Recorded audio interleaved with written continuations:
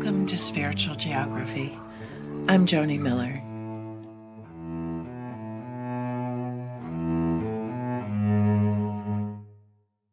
If you've listened to my previous podcasts, you've probably figured out that I am absolutely certain of very little in the vast realm of the spiritual, very little in the domain of information beyond our physical awareness. Rather than saying I'm certain of anything, I say I am confident. And I am confident of a couple of things. I am confident there is a great love in this hazy space beyond the physical, and I experienced that incredible love for myself on the day my brother died. I am confident that our souls survive death and that we continue in some form after our death. I've experienced that connection with those who have passed on myself. So the things I am confident about are based on my personal experiences. No one has told me I need to believe these things or some dire consequence will happen to me.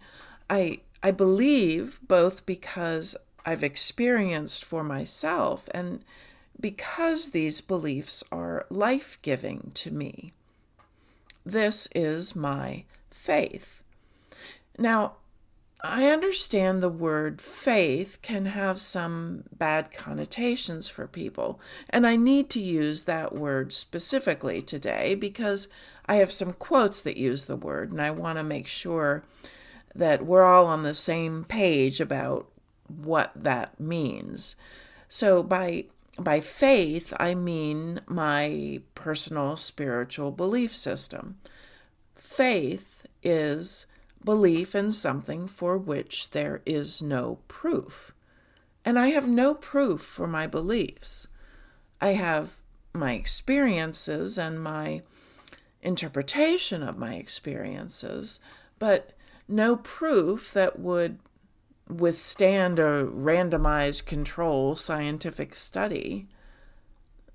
So for me, the word faith does not mean adherence to religious doctrines. I often cringe when I hear someone say, I have faith.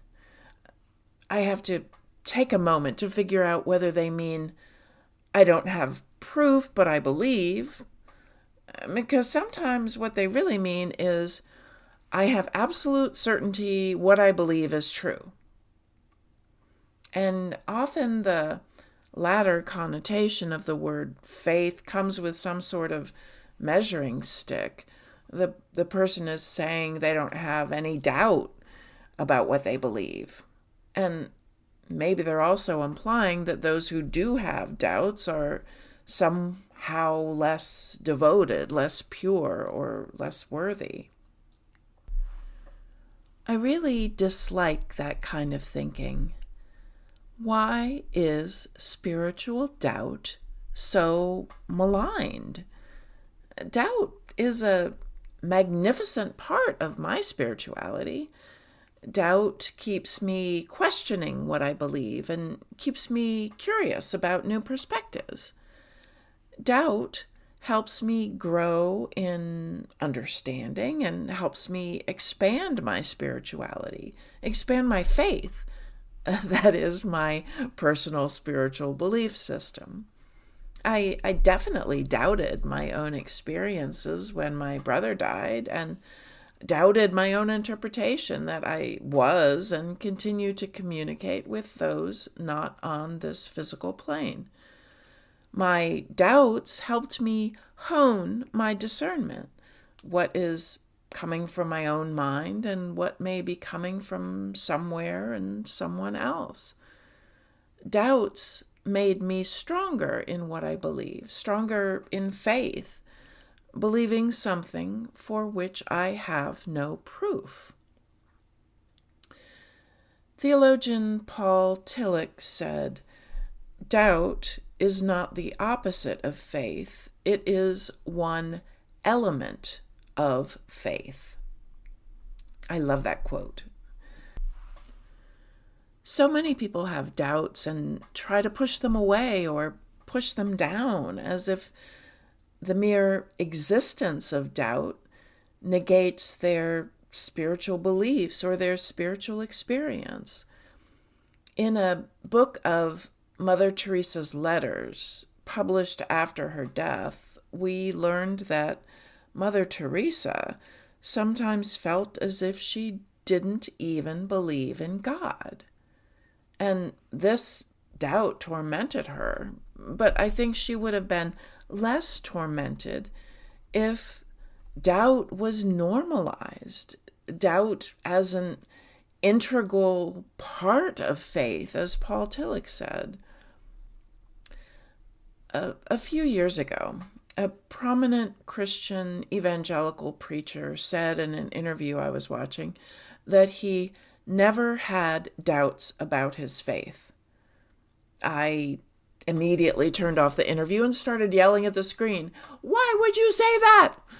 Now, millions of people think that true devotion means they should never doubt.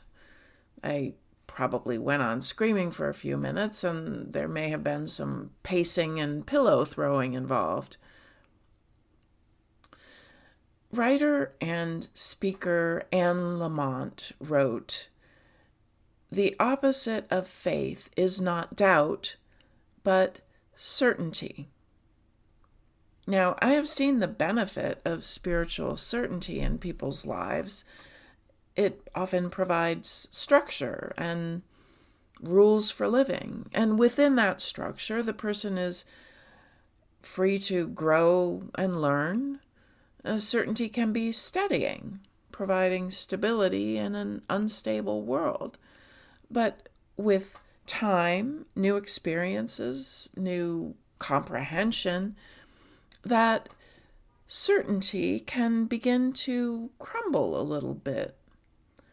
Exploring the doubts with the understanding that doubts are normal, doubts are to be expected, a routine part of spirituality, lets the person come to a deeper appreciation and knowledge of their faith, their personal belief system. The doubts may lead to different beliefs, or the doubts may lead to stronger confidence in what they already believed.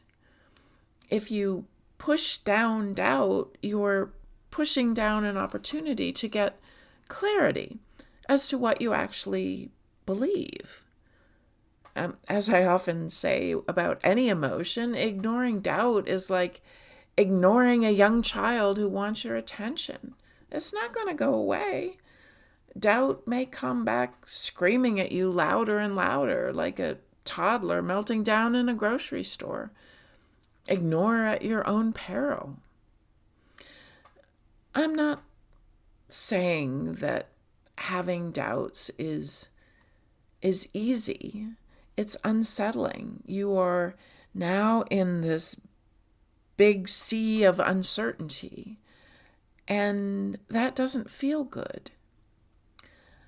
But doubts can help us see beyond our current understanding. Doubts can help us filter out what doesn't make sense.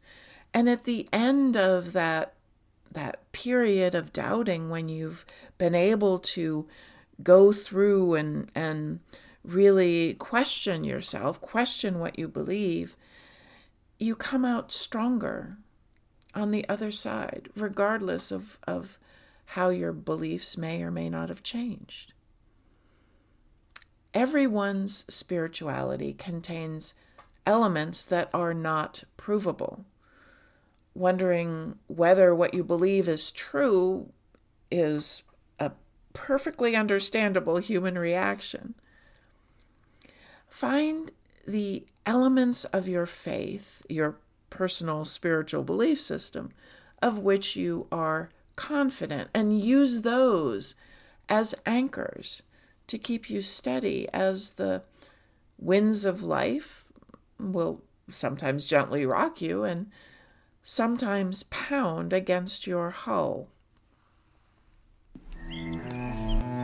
We don't understand the mysteries of the universe, but we can grow more love. Love for ourselves, love for others, and love for the infinite mystery that lays beyond our understanding. Thank you for tuning in.